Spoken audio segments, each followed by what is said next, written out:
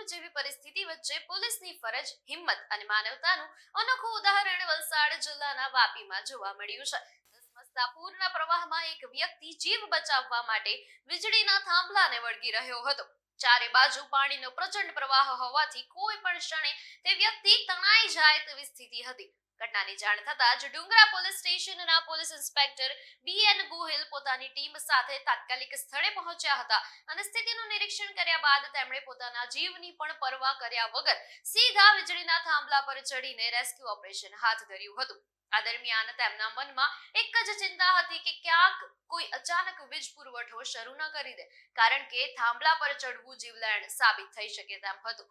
તેમ છતાં ફરજને સર્વોપરી માની તેમણે જોખમ ઉઠાવ્યું અને પૂરમાં ફસાયેલા વ્યક્તિને સુરક્ષિત રીતે બહાર કાઢવામાં સફળતા મેળવી. બચાવાયેલા વ્યક્તિએ પણ ધસમસતા પૂરના પાણી વચ્ચે મૃત્યુ સામે લડતનો ભયાનક અનુભવ વર્ણવ્યો હતો. સમગ્ર ઘટનાનો વિડીયો સોશિયલ મીડિયામાં ઝડપથી વાયરલ થઈ રહ્યો છે અને પોલીસ ઇન્સ્પેક્ટર BN ગોહિલની બહાદુરી અને સમયસૂચકતાની રાજ્યભરમાં પ્રશંસા થઈ રહી છે. આ ઘટનાએ ફરી એકવાર સાબિત કર્યું છે કે મુશ્કેલીની ઘડીએ પોલીસ માત્ર કાયદો વ્યવસ્થા જ નહીં, પરંતુ લોકોના જીવનની સુરક્ષા માટે પણ જીવના જોખમે ફરજ બજાવે છે. રેસ્ક્યુ માટે PI વીજળીના થાંભલે ચડી ગયા હતા.